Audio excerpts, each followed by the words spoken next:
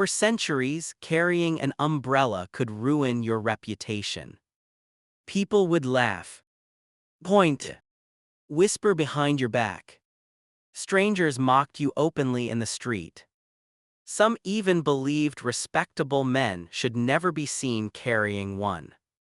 Today that sounds ridiculous. An umbrella is one of the most ordinary objects on Earth. We keep one in the car, another by the front door, and perhaps one forgotten in an office somewhere. The moment dark clouds appear, millions of people instinctively reach for it without giving the invention a second thought. But for most of history, umbrellas were never designed for rain. They were designed for power.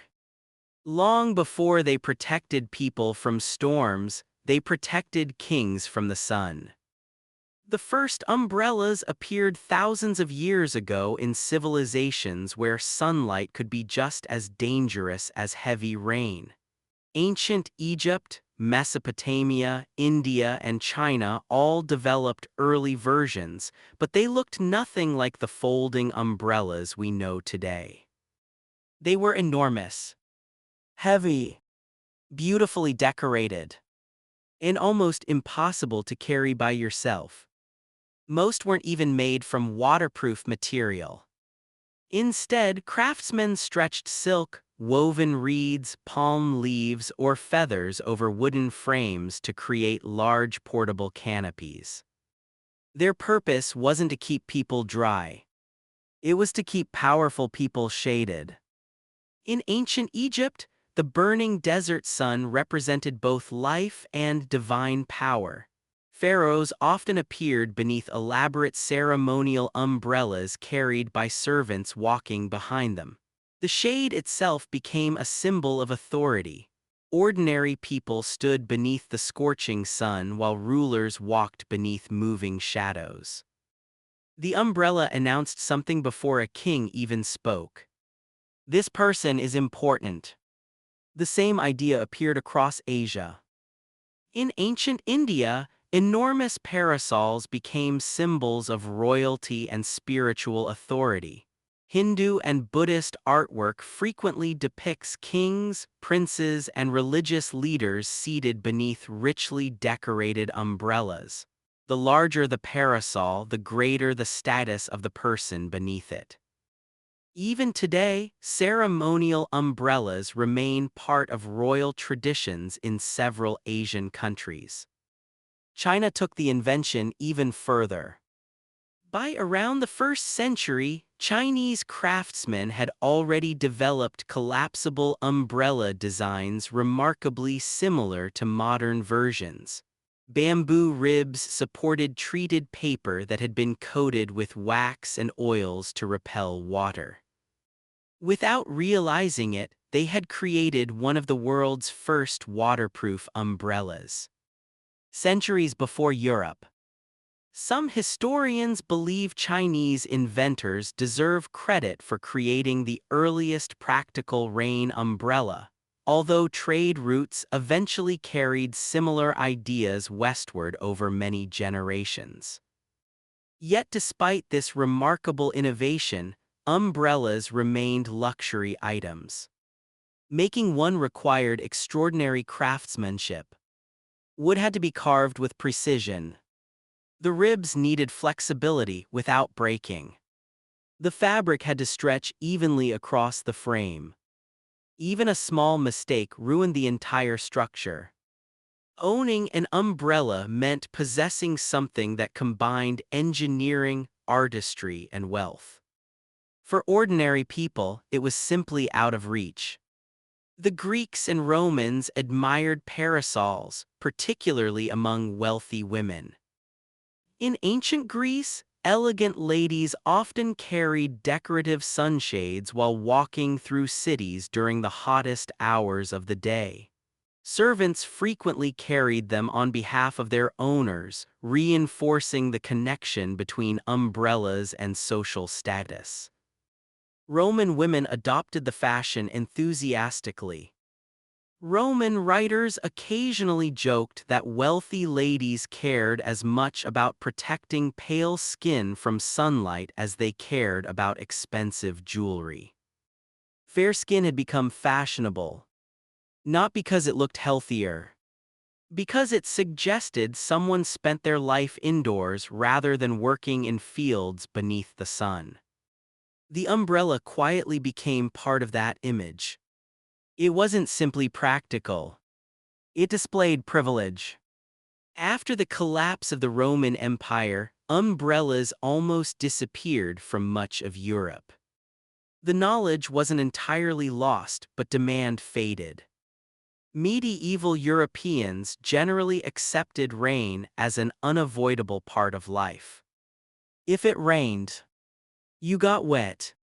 Heavy cloaks made from thick wool offered some protection, but carrying a separate object simply to avoid rain seemed unnecessary to many people. Besides, umbrellas still carried an uncomfortable reputation. They were associated with luxury, foreign cultures, and religious ceremonies rather than everyday life. For centuries, Europe largely ignored an invention that already existed. Then the Renaissance arrived. Trade with the Middle East and Asia expanded. Luxury goods poured into European ports. Silks, spices, porcelain, and once again, umbrellas. Italian merchants began importing beautifully crafted parasols during the 16th century. Wealthy women embraced them almost immediately. Delicate lace umbrellas, embroidered silk canopies, and richly painted sunshades became fashionable accessories among Europe's aristocracy. There was just one problem. Men refused to use them. Many believed umbrellas were feminine. Others considered them unnecessary displays of vanity. A respectable gentleman, they argued, should simply endure the weather without complaint. Getting soaked in the rain seemed more honorable than carrying what many mocked as a woman's accessory. The idea became so deeply rooted that for generations, an umbrella could damage a man's reputation. People preferred being drenched rather than laughed at. But one stubborn traveler was about to change that forever. His name was Jonas Hanway. And by simply walking through London with an umbrella above his head, he accidentally started one of the strangest fashion revolutions in history. For nearly 30 years, the people of London laughed at one man. Not because he committed a crime, not because he was eccentric, but because he carried an umbrella. His name was Jonas Hanway, an English traveler and philanthropist who returned from journeys through Persia and the Ottoman Empire during the middle of the 18th century. While traveling, he had noticed something that seemed perfectly sensible. When it rained, people stayed dry. Instead of accepting soaked clothes as an unavoidable part of life, they simply opened an umbrella and continued walking. It was practical, comfortable, obvious. Yet when Hanway began doing exactly the same thing in London, society reacted with astonishing hostility. Strangers pointed at him. Children laughed. Newspapers mocked him. Some gentlemen crossed the street simply to avoid being seen walking beside the man with the umbrella. It sounds absurd today. But 18th century Britain had strange ideas about masculinity. A proper English gentleman, many believed, should tolerate discomfort without complaint. Rain was simply part of life. If your clothes became soaked, so be it. Using an umbrella appeared soft, foreign, even unmanly. Hanway ignored every insult. Day after day, Year after year, he continued walking beneath his umbrella. Without realizing it, he was quietly changing history. The strongest opposition didn't come from ordinary pedestrians. It came from London's coachmen. Horse-drawn carriages served as the city's taxis. Whenever rain began, thousands of people hired coaches rather than walking through wet streets. Bad weather meant good business. Every umbrella represented one less customer. Some coach drivers openly shouted insults at Hanway. Others deliberately splashed muddy water toward pedestrians carrying umbrellas. A few reportedly threatened violence. Protecting yourself from rain had unexpectedly become an economic problem. Yet the mathematics couldn't be ignored forever. Buying one umbrella cost far less than repeatedly paying for carriage rides. Gradually, people began copying Hanway. First a handful, then dozens, then hundreds. The laughter slowly disappeared. Practicality defeated pride.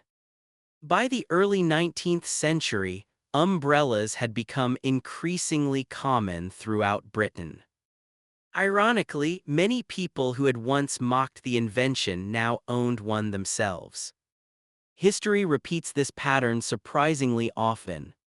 The first person adopting a useful invention is frequently ridiculed. The 1,000th person is considered fashionable. The 1,000,000th person cannot imagine life without it. As umbrellas spread across Europe, inventors began improving them. Early umbrellas were far from convenient. Wooden handles made them heavy. Whalebone ribs snapped easily during strong winds. Silk coverings looked beautiful but remained expensive and required constant care. Opening one often demanded considerable effort. Then, during the Industrial Revolution, manufacturers discovered better materials. Steel replaced wood inside many frames, making umbrellas both stronger and lighter. New waterproof fabrics improved protection. Factories lowered production costs. For the first time, ordinary working families could afford an umbrella. It slowly transformed from a luxury accessory into an everyday necessity. But another challenge remained: the weather itself. Victorian Britain became infamous for sudden rainstorms. A bright sunny morning could become a downpour within minutes. People quickly realized that carrying an umbrella wasn't merely sensible. It was essential. The image of the English gentleman holding a black umbrella gradually replaced the older image of stubbornly walking through rain. What had once symbolized weakness now represented wisdom. Meanwhile, across the globe, umbrellas continued evolving in fascinating ways. Japan perfected the traditional wagasa, handcrafted from bamboo and coated with layers of oil-treated paper. Far lighter than many European designs, these elegant umbrellas became closely associated with theater, festivals, and traditional ceremonies. In Southeast Asia, wide parasols protected farmers from relentless tropical sunlight. They worked in rice fields. Across Africa, enormous ceremonial umbrellas accompanied kings during public celebrations, preserving an ancient tradition stretching back thousands of years. Different cultures continued using the same invention, for completely different reasons. Protection from rain, protection from sunlight, religious ceremony, royal symbolism, daily work, fashion. Few inventions adapted so perfectly to so many civilizations. Then, during the late 19th century, another quiet revolution arrived. The folding umbrella. Instead of carrying a long walking stick-sized object everywhere, people could now collapse it into something compact enough to fit inside a bag or briefcase. Travel became easier. Commuting became easier. Life itself became easier. It seemed like a small improvement. In reality, it transformed how millions of people interacted with unpredictable weather. By the beginning of the 20th century, umbrellas had completed one of history's most remarkable journeys. They had started as symbols of kings, become objects of ridicule, survived centuries of mockery, and finally become ordinary household items. But the most surprising chapter of the story hadn't happened yet. Because modern science would eventually prove that umbrellas do far more than simply keep people dry. In many situations, they quietly save lives. By the beginning of the 20th century, the umbrella had finally won. The ridicule was over. The laughter had faded. What had once been mocked as a ridiculous luxury had quietly become something millions of people carried every single day. Yet the greatest transformation was only just beginning. Because the umbrella was about to become far more than protection from rain. It was about to become a masterpiece of engineering. For thousands of years, umbrellas had been surprisingly fragile. Strong winds snapped wooden ribs, heavy rain soaked through fabric, metal parts rusted. A single storm could destroy an expensive umbrella that had taken weeks to manufacture. Then modern industry changed everything. Steel replaced whalebone. Aluminum replaced heavy wood. Fiberglass created flexible frames capable of bending without breaking. New waterproof fabrics kept rain out while remaining incredibly lightweight. Suddenly, umbrellas became stronger, cheaper, and more reliable than ever before. Factories produced millions every year. For the first time in history, nearly everyone could afford one. But perhaps the most important invention wasn't the material. It was the folding mechanism. When German inventor Hans Haupt patented the pocket umbrella in 1928, he solved one of history's oldest inconveniences. People no longer needed to carry a walking stick-sized umbrella everywhere they went. Now it could disappear into a handbag, a briefcase, even a jacket pocket. It sounds like a small improvement.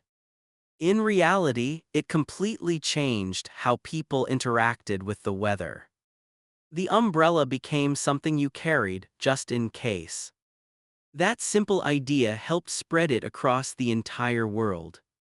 Then science revealed something our ancestors had never fully understood.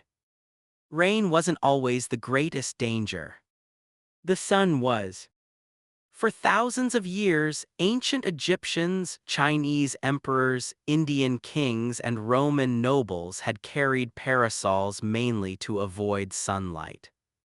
Modern medicine eventually proved they had been protecting themselves from something far more dangerous than heat alone. Ultraviolet radiation. Excessive exposure damages skin cells, accelerates aging, and significantly increases the risk of skin cancer. Without knowing anything about UV rays or DNA damage, ancient civilizations had accidentally developed one of history's earliest forms of sun protection. Sometimes history solves problems centuries before science explains them. Today, umbrellas continue evolving. Some automatically open with the press of a button. Others are designed to withstand hurricane-force winds. Transparent canopies improve visibility. Reverse folding umbrellas keep water trapped inside after closing. Engineers have even experimented with air umbrellas that use powerful streams of air instead of fabric to deflect rain. The basic idea, however, has never changed. Create a small roof that travels wherever a person goes. Perhaps that's why the umbrella has become one of humanity's most recognizable inventions. Every culture understands it. Every language has a word for it. Every continent uses it. Few inventions have remained so remarkably unchanged for so long. Yet the most fascinating part of this story isn't technological. It's psychological. History repeatedly shows that people often resist useful ideas, not because they don't work, but because they look unfamiliar. The umbrella wasn't rejected because it failed. It was rejected because it challenged tradition. People worried about appearing weak, looking strange, being laughed at. Jonas Hanway ignored all of that. He simply chose to stay dry. With a generation, the same society that mocked him copied him. History has repeated this pattern countless times. The first trains were called dangerous. Bicycles were considered ridiculous. Seatbelts were ignored. Telephones frightened many people. Even electric light faced fierce opposition. Again and again, inventions that later became indispensable were first dismissed as unnecessary. The umbrella belongs to that remarkable list. Today, nobody thinks twice about opening one. A dark cloud appears. Rain begins to fall. An umbrella opens almost automatically. No laughter. No mockery. No whispers from strangers. Only a simple invention doing exactly what it has done for thousands of years.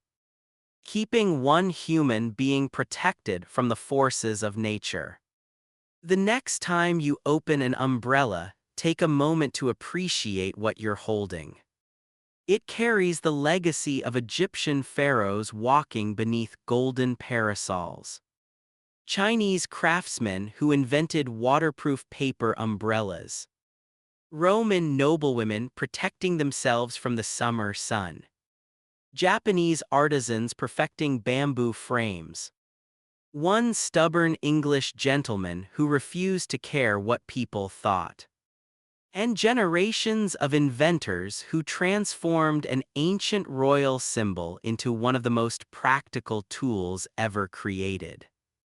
For centuries, people would rather get soaked than risk being laughed at. Today, we barely notice the umbrella in our hand. And perhaps that's the greatest achievement any invention can accomplish.